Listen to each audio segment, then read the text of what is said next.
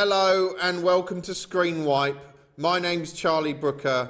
Oh, and it's a program all about television. I should have said that a bit earlier. It doesn't matter.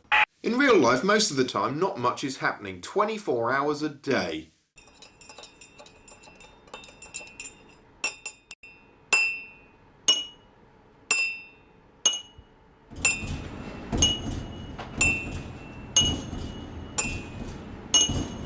Unless, of course, you work in counter-terrorism, in which case your day looks like this. Sorry, I mean this. It's coming your way, Jack! Drop the weapon! The last series of 24 ended with Jack literally aboard a slow boat to China. While he was in captivity, the Chinese treated him appallingly. Every day they punched him in the face at 9 AM, plunged his hands into boiling water at 11:15, and pulled his teeth out at 2:30. 2:30? Did you get 2:30? Oh, f*** off. Anyway, at the start of Series 6, Jack's back after months of incarceration and torture, which left him almost unrecognisable. Jesus Christ! I mean, literally, isn't that Jesus Christ? But this messianic interlude didn't last long. Within the hour, he'd shaved off his beard and recovered sufficiently to reenact some of his favourite scenes from Grand Theft Auto. Don't get up!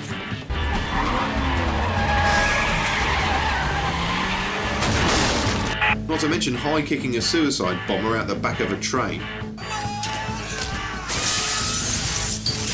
Sadly, that turned out to be an innocent Brazilian plumber. Yes, 24 is now set in a paranoid future America in which the war on terror has firmly come home and everyone seems to spend all their time standing around horrified watching Fox News. It's all the fault of the spectacularly humorless terrorist called Fayed, who's presumably angry at the world because he looks like a bald Dean Gaffney. Guiding the country through this crisis is President Wayne Palmer, perhaps the least plausible commander-in-chief imaginable. I'm not saying the American public wouldn't vote for a black guy, but a black guy with a shaved head and a goatee? Come on. They'd sooner vote for an idiotic, masturbating drunk, a bit like they did last time.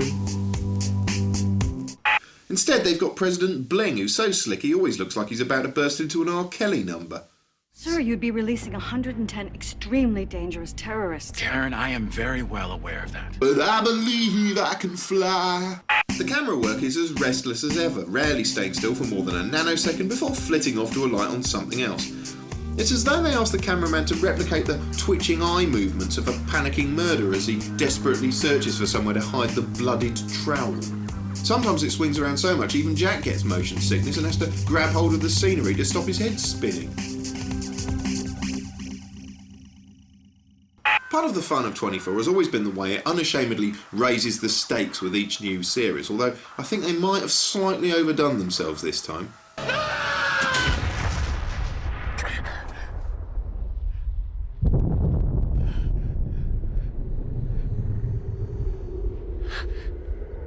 My fellow Americans, there is no easy way to say the words, America has been hit by a nuclear weapon. But it's okay, because I believe I can fly.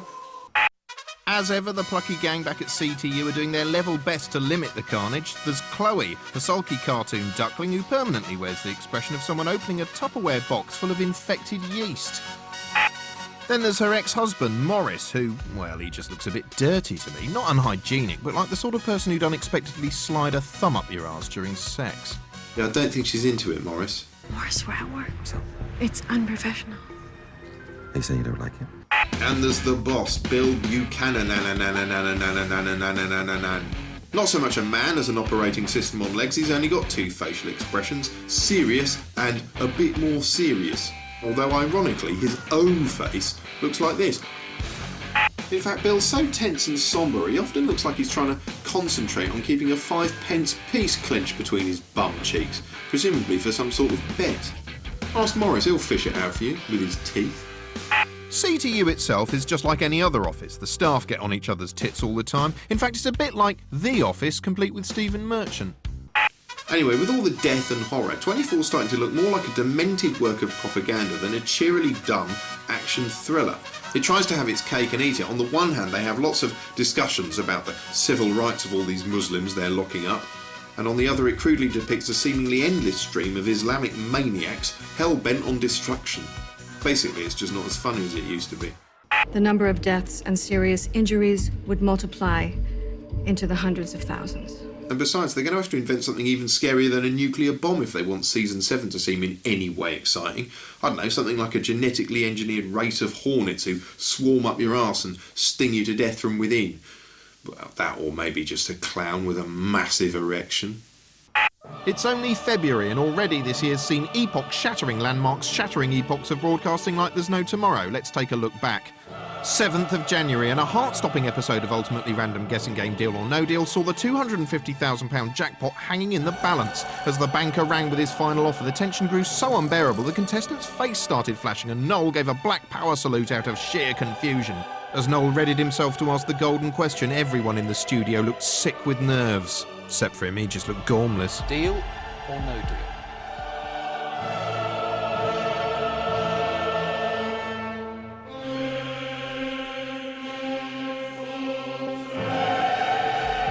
No deal. I think you are one heck of a gutsy lady. Oh, come on, she's not that fat. Fortunately, when Noel approached her box for the all-important money shot, the cash was there and joy was unconfined. The other contestants were delighted, even though her victory meant they were statistically less likely to hit the jackpot themselves, the silly, celebrating fools. 15th of January, and Anglia Television's local news programme was briefly rendered 50 times more interesting than usual when a mix-up left the newsreader unaware she was being broadcast live for several minutes. This is the news. Is this your wife or, Jan? Man's wife in Jan confusion. Yes, you're always talking to her. He's always talking to her, claims a spokeswoman. And I think we can go over live now to the scene of the Jan where our special correspondent is... Oh, no, actually, tell you what, we'll just rustle around under the desk and open a bottle of water. After several minutes of hair and tit adjustment, normality, and therefore boredom, was resumed. Good morning, welcome to Anglia News. January 28th, and white-knuckle motor-porn gang show Top Gear thrilled the nation with the long-awaited broadcast of Richard Hammond's high-speed tribute to Mark Bolan. In the accident, Hammond lost both ears and most of the skin Oh no, hang on, wait a minute, that's before the crash. The smash-up itself was eerily reminiscent of the opening titles of The $6 Million Man. Fortunately, the nation's favourite hamster is now completely recovered, although he does have a faint look in his eyes like he's gazed into the darkness of eternity and learned that not only is there no God, there definitely is a Jeremy Clarkson. It's a sorry fact that some forms of artistic expression are seen as inherently better than others. Take ballet, which is essentially just a slow-motion toffee-nosed jig for aristocrats. Or quality fiction, 90% of which is pseudo-intellectual masturbation for people who want to look clever on the tube. Of course, perceptions change. For instance, television was long seen as little more than an animated dustbin until fairly recently, when shows like The Sopranos are taken seriously by many critics as a work of searing intellectual genius. Oh, look at the way he's lifting that cup. This is a work of searing intellectual genius. Still, if there's one cultural artefact that don't get enough respect, it's the video game. Yeah, it's okay for film buffs to chunter away about that bit of camera work or this evocation of the mise-en-scene, or for food buffs to detail their year-long quest for the perfect balsamic vinegar. But anyone who discusses video games in any detail whatsoever is automatically branded a sad, spotty, nerdo-geek virgin with the cultural sensibilities of a spoon.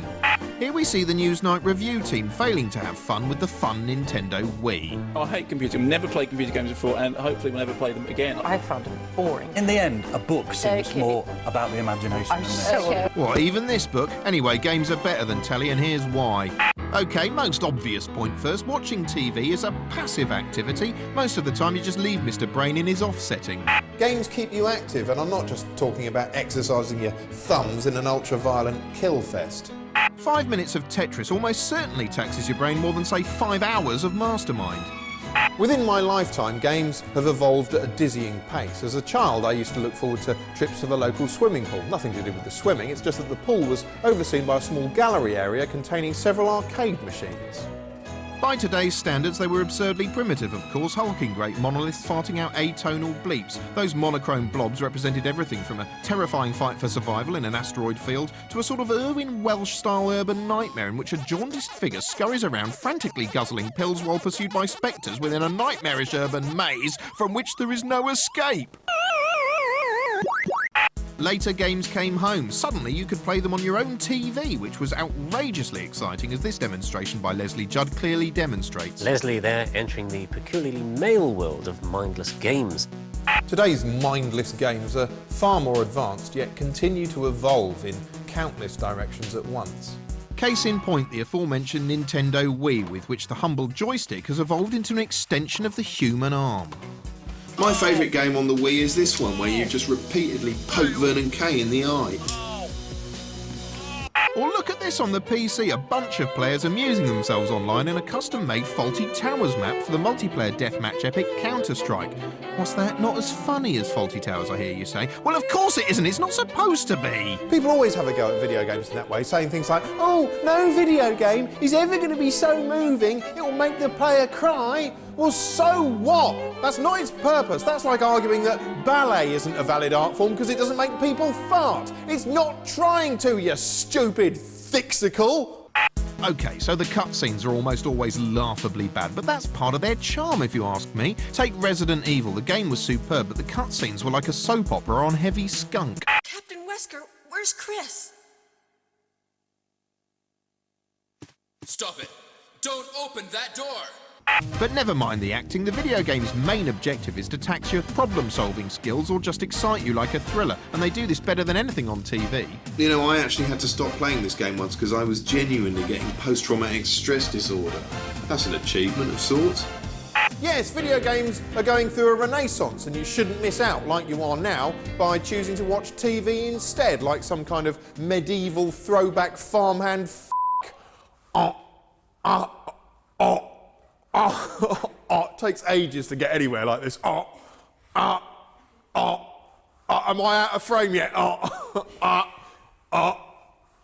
Thank for that.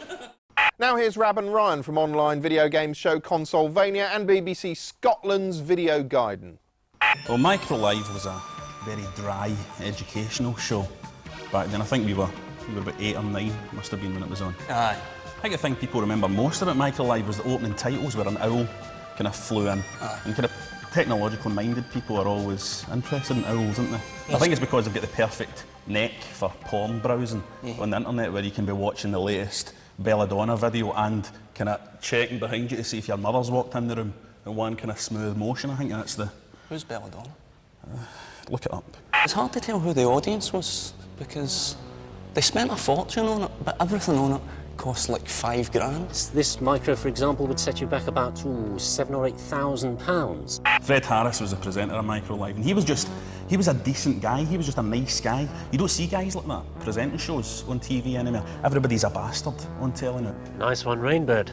You know, even with graphics as basic as they were back then, they were so awe-inspiring to the people that made Micro Live. But best of all are the graphics. Only brothers in arms with dire straits could possibly convey the emotion that they were feeling. These days, you've got like 1,000 games coming out every week, right? But back then, it was 1,000 machines you had coming out every week. So they would have a guy on explaining what this new machine was, and it'd be literally as quick as he'd walk off the set, and one of the crew would turn them round and send them back on with another machine, and he'd explain how it's been upgraded. In that, like 3 seconds since he was last there. It's got 512k of RAM, it's got 512k of ROM, so we're getting close to 1.5 meg altogether. That's really quite a lot. Because it was old technology show, everything is measured by telephone books. It's like they have a new disc on it and they say, on this disc you can get 33 pages of a telephone book on it. Because it's the only measurement that people understand, and they go, there's a new disc and you can get like 2 gigabytes on it. There's something this size and you can get 1,000 phone numbers on it. Aye. One day, we may be able to store enough information to fill 10,000 phone books.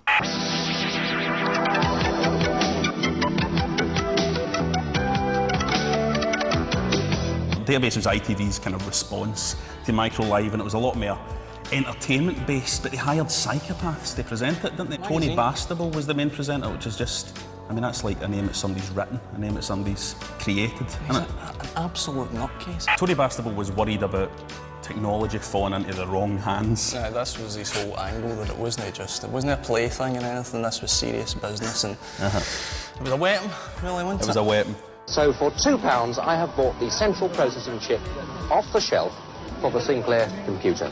For all this nice lady and gentleman know, I could be a Russian spy exporting that bit of hardware to do something devious with it. Something interesting about databases, they would broadcast software at the end of the show. So instead of like end credit music, they would broadcast software. So it would be like the audio beep beep stuff that Spectrum's used. Now start your recorders for the software transmission, and until next week, goodbye.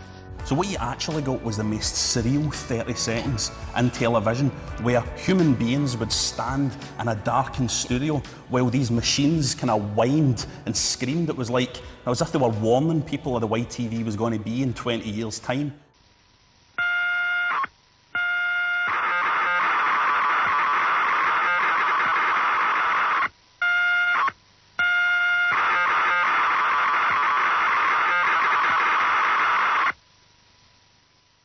Now here's a cartoon from internet animator David Firth of fatpie.com.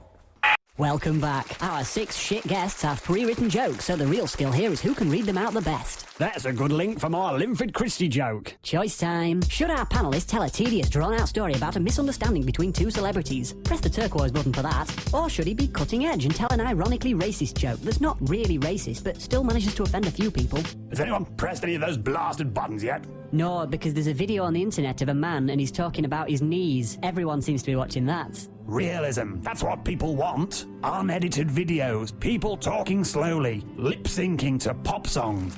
All right, chaps. Carry on exactly what you're doing, but it's going out live now. It's not edited. John Bon Jovi was in the news this week. Quippity quip quip cue card quip. Yeah, it's fucking funny, isn't it? Oh, you, greasy hair, tell a Bon Jovi joke. But I haven't prepared. Oh, fuck's sake. Oh, Bob, go on internet. Get him a Bon Jovi joke. They should call him Gone Bon Jovi now. Ha ha. Come on, everybody, start laughing. We won't laugh at that, producer. Well, I'll just do several laughs and then my editors can cut them all together and it'll sound like a whole audience. But I thought this was going out unedited. Oh, bollocks, who cares? No one's watching. Like any form of mass entertainment, TV is ultimately all about getting bums on seats. But whose bums? And where are the seats? Basically, what I'm asking is, what are ratings and how do they work? Ratings information in the UK is compiled by the Broadcasters Audience Research Board, BARB for short. Now, being a shambolic, unprofessional sort of programme, we haven't shot an interview with a BARB spokesman. But if we had, it might have looked something like this. How are television ratings measured in the UK? Well, BARB has this panel of households, each of which has this little box that keeps a record of what shows they're watching. Who chooses them? BARB does a big survey into the makeup of about 52,000 households, then selects volunteers. You say volunteers? Yeah, you can't force people to have the box. It's not a police state. Ah, so surely there's some kind of sample bias there. I mean, after all, the sort of person who doesn't want a box in their home, keeping tabs of everything they're watching, or simply couldn't be bothered, isn't going to be reflected in the ratings. Well, yes, but it's still as representative as it can be. How can they tell how many people in each household are actually there watching the telly?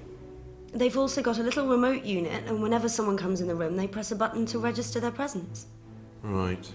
Each person represents about 4,500 viewers. So if one of them nips out of the room for a piss, then as far as BARB are concerned... 4,500 people took a piss at the same time. Anyway, people nipping out for a piss notwithstanding, lots of other things can affect the ratings. Let's ask a shadowy TV insider. Hello, shadowy. That's Mr. TV Insider to you. Apart from the quality of a show, what else can affect the ratings? The title for one thing, right? If you're looking for a quick ratings boost, a lurid title's going to stand out in the listings. Sad, but it works. It's a sort of cheap publicity, and publicity is the main one for ratings, really. It's good for me to try new things, you know, spread my wings. Take something like Ugly Betty, yeah? Heavy rotation of slick trailers highlighting what a life-affirming ugly duckling chuckle-fest it was going to be. Posters all over the shop, ads in all the magazines. You couldn't miss the bloody thing. Right. Did you watch it? No, it was a Friday, I was out. Oh, well, there you go. The slot's the next important thing, right? Take something like Nevermind the Buzzcocks, yeah? The cynical knockabout music quiz. That used to go out on a Monday, did all right. Then they moved it to Thursday and boom, 4 million viewers, ratings gold. What's so special about Thursdays? God knows. So, ratings are neither an exact science nor a measure of a programme's quality, but try telling that to people in telly. Despite what they claim, they're obsessed with ratings. The moment the overnights are published, execs and commissioning editors get them beamed straight to their Blackberries, because to them, those magic numbers function in the same way that laughter, or lack of it, provides feedback to a stand-up comic. She wipes the tears off and she goes, "No, that's what my dad used to do to me." Oh, no. If the numbers are high, all is well in the world. Their show's a work of art and they are a broadcasting genius. But if the numbers are low, well, the universe itself has rejected them, and what on earth was a moron like that doing in the job in the first place? And I say to him, no, it's a breed of dog, you stupid foreign idiot. Yeah, all right. You're shit! As a result, ratings failure becomes so ghastly, commissioning editors will do anything to avoid it. And before long, an insidious kind of self-censorship starts to creep in. After all, they reason, if a show about dogs goes down badly, well, maybe the audience just doesn't get dogs. This is a gross black and white simplification, of course, and there's lots of shades of grey in between, but at the end of the day, it's fair to say that TV is little more than a depressing scramble for numbers in a pit full of grime. Now here's titted geek Gia Milinovich looking at sort of video blog things. I don't know what they are. Around 2003 is when video on the web really started to get going. s3e Frank has been online for years, and he's a performance artist and a digital artist and has been doing quite amazing things online. In March 2006, he started a daily video blog. The theme in 2 years is going to be cute pictures of puppies. He's using his video blog to kind of engage in a conversation with the visitors to his website. The thing that I love about s3e Frank is that he's actually funny in a way that very few Americans are. Some people say to me, they say, Zay, you're doing all this stuff, this internet stuff, and you're not making any money. Why? And I say, Mom, Dad? Rocket Boom is a daily geek news online program which is hugely, hugely popular. I'm Amanda Congdon and I love hell. Luckily, today's episode is from hell, so we're all good. Time out. I think it's shit. You can sit in front of your webcam and directly record onto YouTube your own video blog. And this ease of use on YouTube has caused this huge influx of what are called cam whores. Two of the more kind of popular cam whores are Emelina, and there's another one, and I'm sure her mother is just so glad that she chose this username. Her name is Filthy Whore.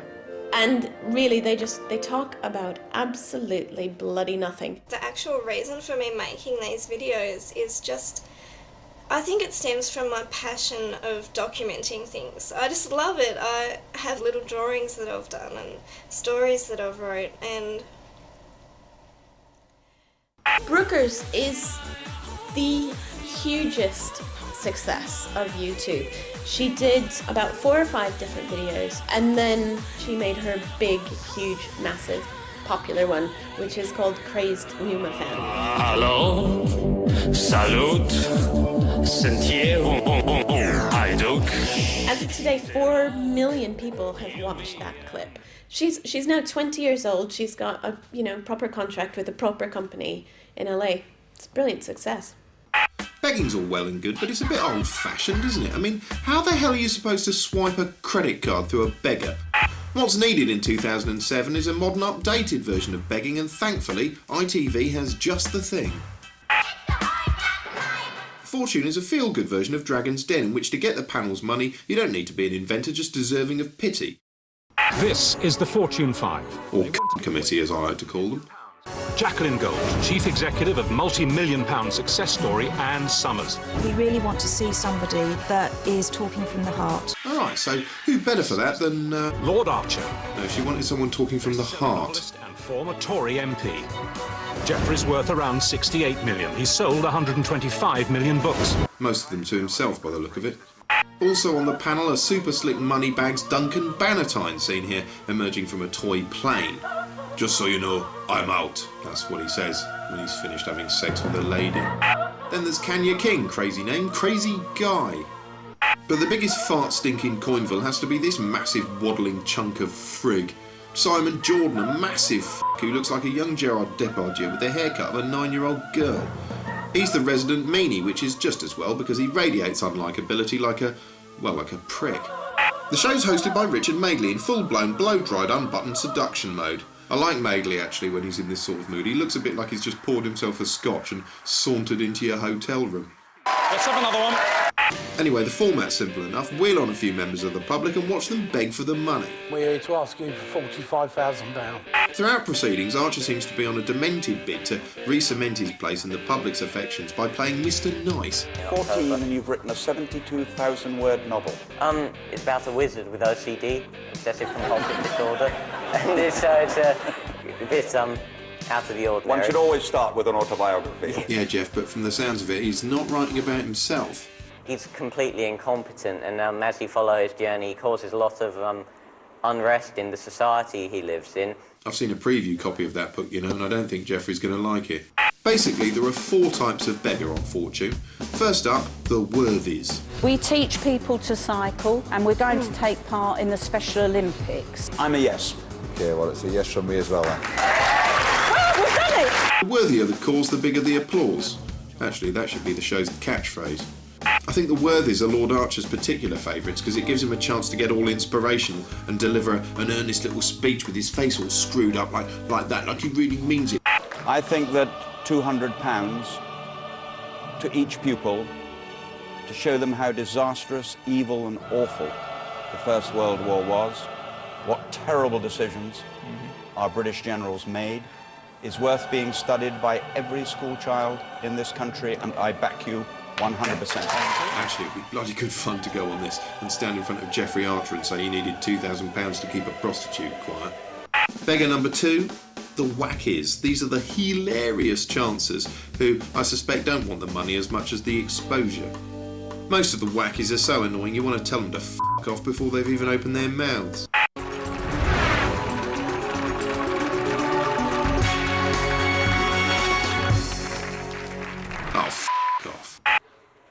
Be bucking. Fuck off. Oh, fuck off. My name is Nicholas. Fuck off. Oh, fuck off. Fuck you. Fuck off, come back, and then fuck off again. Type number 3, the weepies. People with an authentic sob story. Finally, type number 4, wizened cadavers. These are the old codgers whose job is to stagger on stage to be roundly patronised for several minutes by the panel and audience alike. One day ITV are going to put out a show that consists of nothing but old people walking onto a stage to be patronised by a panel for a full hour, and viewers at home will have a red button they can press to lean through the screen and pat them on their little heads like pets. Ooh, goo, goo, goo. And she fits nicely into her pocket, doesn't she? She does. Anyway, it's tasteless viewing, but I suppose at least at the end of the day there's a few underprivileged kids and scout huts that are actually benefiting from it, which is more than you can say for most TV shows, especially this one. You're not getting a penny out of us, you fucking hand-me-out begging bowl c***s. On next week's show, Presenter School. Hello, I'm Kelly and you're watching Culture Bench. Coming up on tonight's show, is there much point to anything? And if not, what's to stop me just grabbing the nearest pencil and driving it into my brain? Plus, Sandy Toksvig shares a ski lift with Dennis Taylor, but only one can survive. And meet the man who shot Canterbury by having sex with a duck. He says the moment he hammered a stiff one through its hot yellow doors, God shook his mind by the hand. We'll be finding out if it's true. See you soon.